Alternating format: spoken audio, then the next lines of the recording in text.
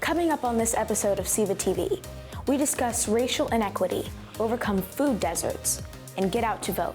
Stay tuned for all this and more on SEVA TV.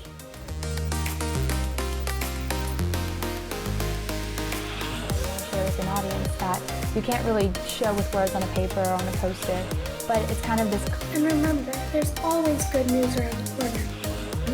And try not to get frustrated. It gets easier. Welcome to Monday News. I'm Vanessa and I'll be your host today. And while that is heating up, you're going to want to lay out all your ingredients.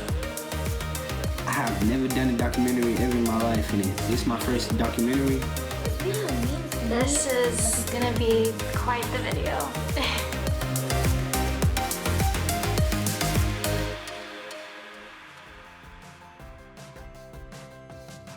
Hello and welcome. My name is Nassali, and you are watching SEVA TV. This is a show where we feature educational videos made by student producers all across Sacramento County.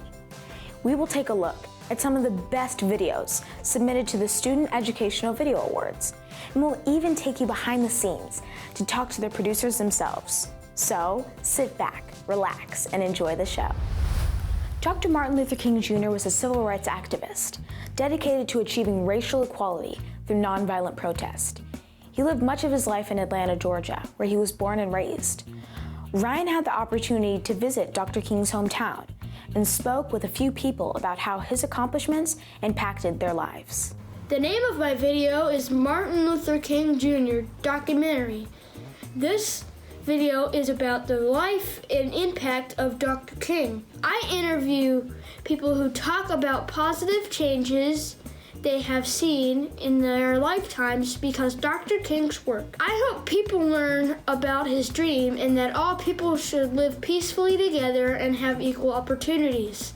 I went on location in Atlanta, Georgia to visit MLK's birthplace, the church he co-pastored with his father, and the King Center where he is buried. I used an iPhone to capture pictures and footage. Later, I used Zoom Recorder for voiceovers.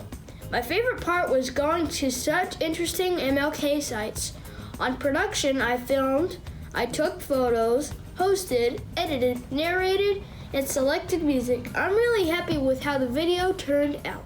You might have heard of a street named Martin Luther King Jr., but did you know about the real person?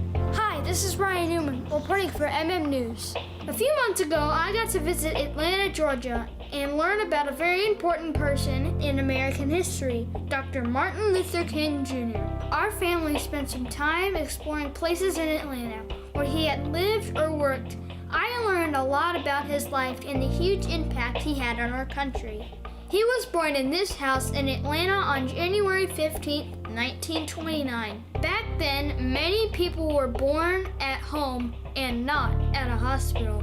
His father, Martin Luther King Sr., pastored Ebenezer Baptist Church just down the street from their home. His mother, Alberta Williams King, played an organ at church and filled their house with music. Later, Martin would co-pastor the church with his father. We visited the King Center and learned about Dr. King's work. He fought to get rid of unfair rules that kept people with darker skin apart from people with lighter skin. Martin made speeches and organized marches. He worked to change laws. He used words, not weapons, to move our country closer to his dream, a dream that all people would live peacefully together and have equal opportunities. I recently spoke with some friends who shared how Dr. King impacted their lives. My name is Joyce Moore. I am a kindergarten teacher. I have been teaching for 41 years. I am the senior pastor at First Baptist Church in Pittsburgh, California. A day does not pass without marinating on the message of Dr. Martin Luther King. That is the truth for me. I was born in Birmingham, Alabama. Dr. King affected my life in a positive way. As a child, I grew up there where when you went to public buildings, you had to use the bathrooms or faucets that were labeled colored. The few times that I rode on a bus, we always had to sit in the back of the bus. There were usually maybe only 4 or 5 seats in the back of the bus. The rest were in the front. So even if the bus was not filled up, you still could only sit in the back of the bus. If it was full, you would have to stand in the back of the bus. So the way that the movement with Dr. King and others changed my life is they stood up and they said, this is not okay. This is not the way to treat people. We're all created equal. Dr. King was about what is right, not who is right, but what is right. I try to ensure in the position I have as pastor and just as a human being of always being able to live in peace. So I try to follow his example. Dr. King stood and he said, I will do whatever it takes, and others came alongside of him so that people like me would have freedom to worship wherever I wanted to go in any store, to go to any school that I wanted to go to, and not have to be afraid that someone would hurt me because my skin color was different. He stood for justice in a peaceful way. My dad was the director of law enforcement in South Carolina, and he went to the King Center in Atlanta, Georgia, with a large group of agents to study how Dr. King was meticulous with the root of nonviolence and how to apply that in law enforcement. And I think that is such a beautiful thing. The stand that he took, the beatings that he took, the jail time that he had to serve along with many others, made a way, opened the door for me to do and be who I am today. There was a time not too long ago I could not have been their teacher because I could only have been a teacher for children that had brown skin. I think about his words of love. That's what I'm learning from Martin Luther King, to treat everybody not necessarily equal, but fair. And fair means that you have to actually embrace someone to find out who are you? Who are they? What are their hurts? What are their successes? What do they celebrate? So in order for you to really meet the needs of an individual, you got to enter into a relationship with them. I think of what this world would be if we had Martin Luther King today. He was so young when he died, but his message to me is timeless. To love my students that are all different colors, to have friends and neighbors that look different from me, but we can still be friends and have a wonderful life together as a result of the sacrifices that Dr. King and many others like him made. Dr. Martin Luther King Jr.'s dream lives on today, for peace between us, justice for all, and that we would all love and care for each other.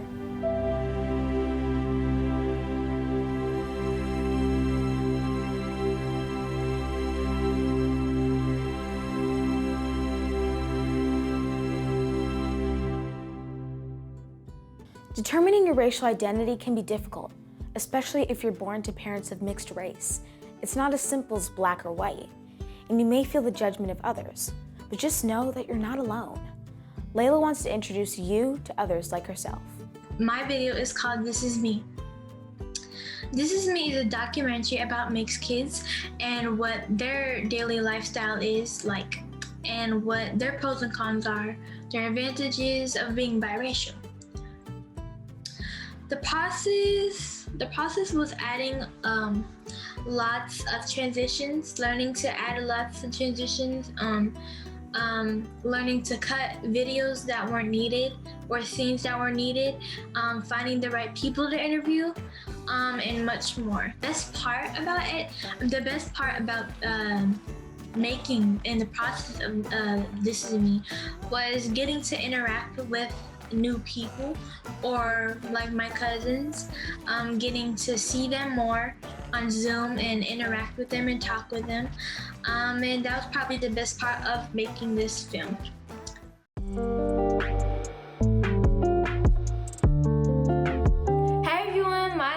Layla Jones, and I created this documentary about mixed kids because I feel like mixed kids are going through so much right now, and like me, it's really tough. So I wanted to make this and interview a bunch of people of what they thought, and to other mixed kids around the world to say that you're not alone and other people feel the same way that you feel.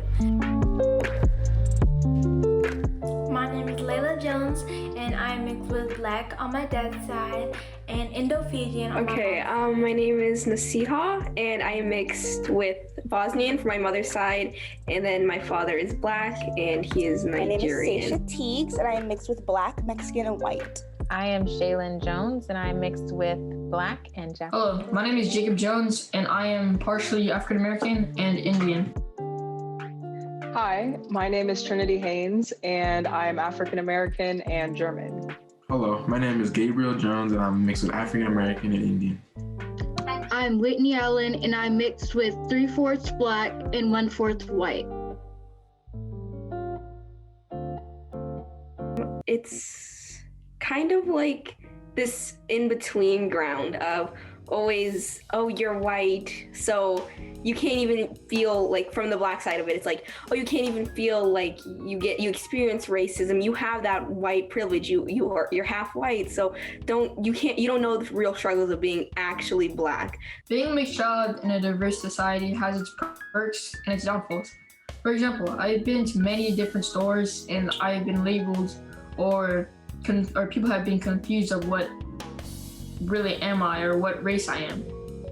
So, but at the end of the day, I choose to push beyond the challenges. In today's world, I think it's more acceptable to be mixed. I know in the past, it causes some problems, maybe some discrimination on both sides.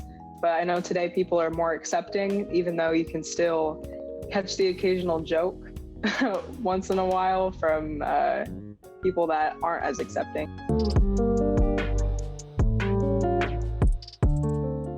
Trying to fit in, because if you don't fit the stereotypes of either group, they'll treat you like an outcast, and it's very hard to fit in with those kinds of groups. Is my hair. I say that because I look at my Black side of the family and they have that kinky, curly hair, but me, I have biracial hair. It's big, it's thick, it's somewhat curly, but it's not like there. My struggles all center around how people perceive me. It's all about what people judge or how I feel people judge me. For example, given that I am Black and Japanese, I have an insecurity that I don't look Japanese. And so whenever I am trying to learn the language, whenever I show pride or interest in the Japanese culture, I feel like people perceive me as an outsider looking in instead of an insider, just trying to find pride in it. And so that's the biggest struggle, is people's, or what I think to be people's judgment and perceptions of who I am.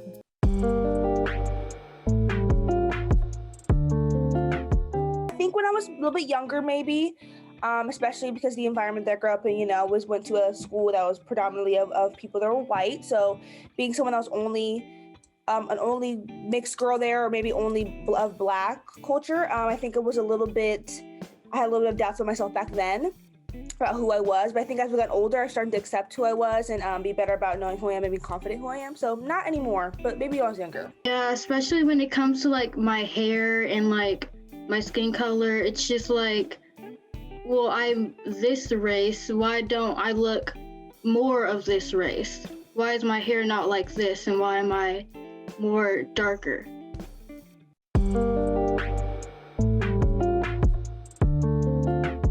Advantages of being biracial is the fact that you get food, all kinds of food, and you get to see your different family, what they do, the traditions, and everything that comes with it. So I'm really grateful to be mixed. Having multiple avenues to express your culture and understanding that there's no one culture that trumps the other or one that's better than the other, but having that cultural difference really helps you understand that everyone is beautiful, regardless of your race. it's kind of an advantage and a disadvantage at the same time, because like in today's media, there's the newest rage is having the biracial babies, because it's like, oh, the mix of all the best worlds, and I don't have to deal with like really kinky hair, but I still get those like really like cute curls, and it makes me really happy. And it's also like I can see myself from both of my parents, and then I also get to experience the world from two different perspectives, because I do have that. I see how I'm like, what it's like to be treated as a Black woman, but also as a white, not really, but white woman. So it's kind of like those two different sides of it.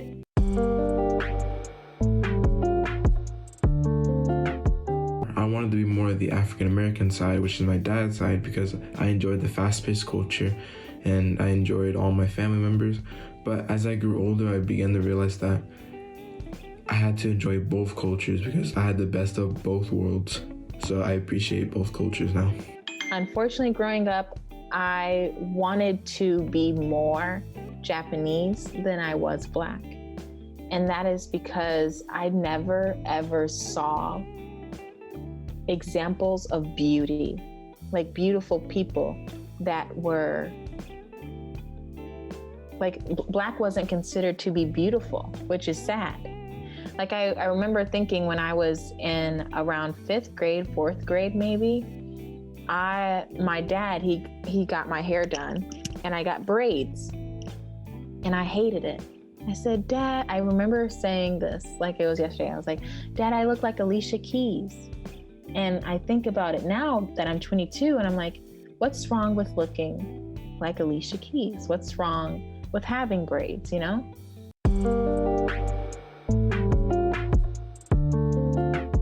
To stay strong and have confidence in yourself. Being mixed is something that you should be grateful for. Love yourself and appreciate what you have, because that's the most important thing. Don't take yourself for granted. Be yourself and know that your value is beyond your race. Just try to be yourself and don't try to fit in with certain races or groups. Just have confidence in who you are. Don't be scared to explain. Just keep moving forward, because in the end, people are all the same. Love yourself. That's so important, because you might look at other people and be like, why can't I be like them? Why is my skin so dark? Or why is my skin so light? Why am I not enough of one side? But you are both two different worlds combined, and you have so many different opportunities because you get to have an experience of not only one culture or one view of life. Yes. And as I give this advice, I am still learning this advice. Advice that I would give to any mixed child, mixed adult, mixed person, whatever, is that boxes are boring. Trying to fit into what Black sounds like, or what is Blackness, or what is Asian, what is Hispanic. Trying to fit into those boxes and assumptions of what people have placed on people for years, decades, is exhausting, and it doesn't matter. My advice would be to be confident in it, because it's a beautiful thing to be mixed. It's a beautiful thing to be part of multiple cultures. There's no shame in that. There's no wrong in that. And it's okay to represent two things and to be proud of both things and to walk proudly in both. So just be confident in yourself, because being mixed is a beautiful thing. It's nothing to be ashamed of at all.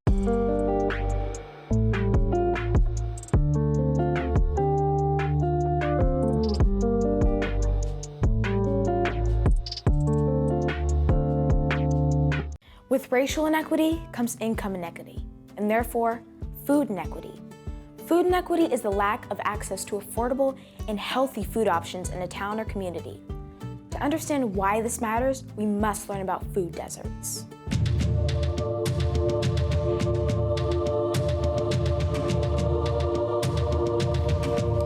Food deserts, not to be mistaken by food desserts. No, this is a food desert, defined as an area that has limited access to healthy and quality food, and their nearest grocery stores are usually a mile or further away. This issue widely affects certain regions in America, regions as far as California to Louisiana. One particular area that is locally affected is Oak Park. I first heard about this issue through my sister. She was talking to my father about her Intro to Human Services class that she was taking at the time.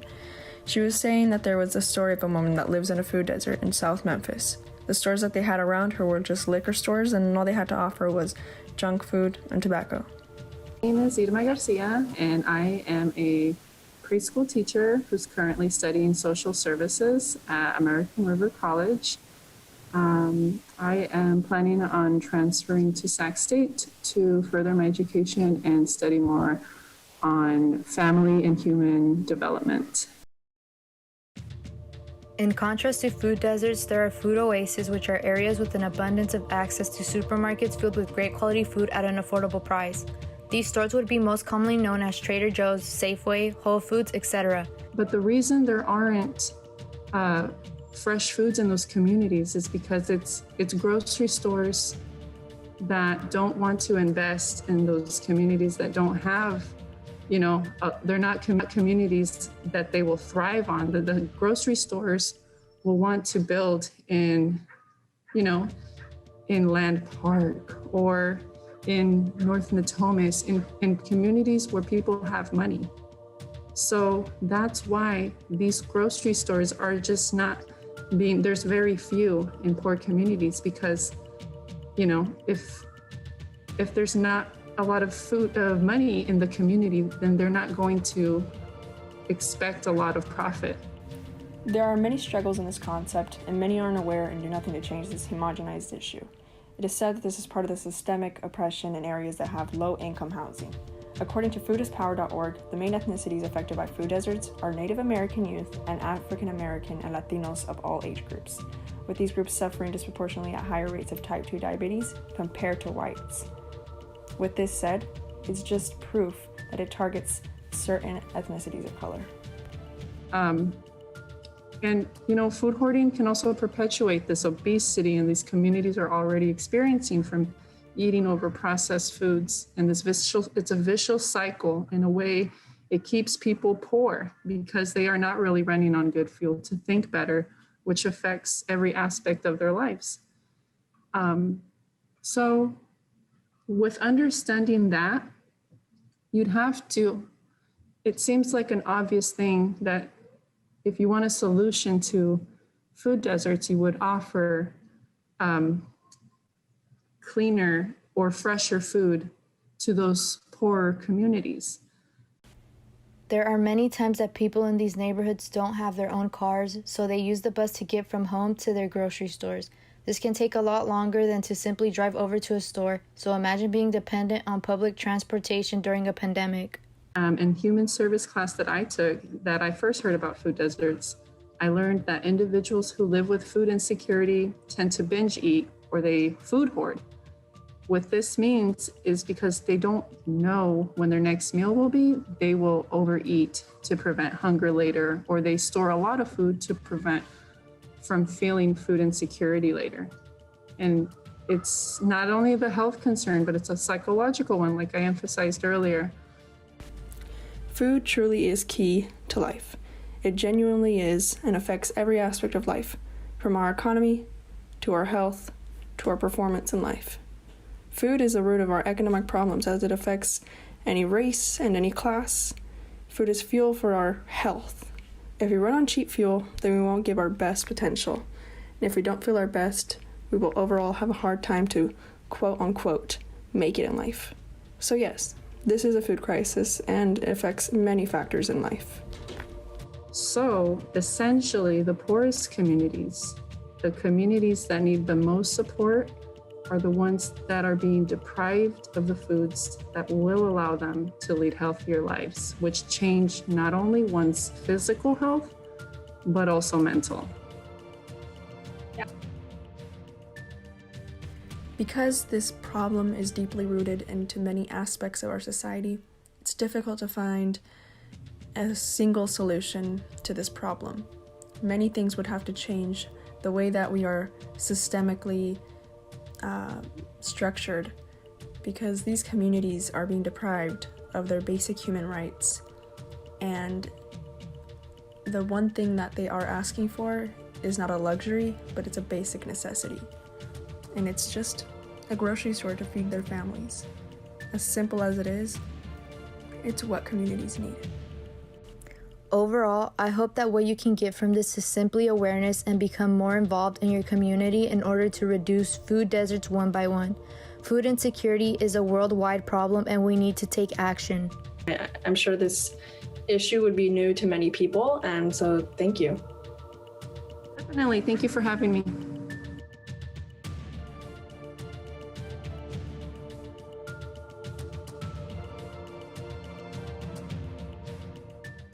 In a democratic society, your voice is your greatest tool at affecting change within the government. That is why it is so important that you participate in the elections by doing your part and voting. My video is about trying to educate kids and students on why it's important to vote when you're an adult. My mom helped me a lot on this video by driving around town looking for good places to shoot, and my favorite part was just running around with my mom. I produced, acted, and edited. I think I did a good job on this video, especially since it was my first year in media and also my first time ever doing editing and shooting videos like this. A video can be so important and meaningful. A video can mean anything, and there's just so much potential you can do with your surroundings. Did you know that Tuesday, November 3rd is an important day? It's Election Day. And even though we are not old enough to vote, we can encourage adults around us to vote. So together, let's encourage all the grown-ups in our lives to be registered and ready to cast their vote. They have options. They can mail in their ballot or visit a nearby polling place. Not just because it's their right, but it's also our future. So encourage the grown-ups in your life to vote. Well, that's all the time we have for today's episode of SEVA TV. Thank you for joining us, and remember, if you'd like to see more student videos or want to find out how you can enter into the SEVAs, check out our website at secctv.org. I'm Nassali. Thanks for watching.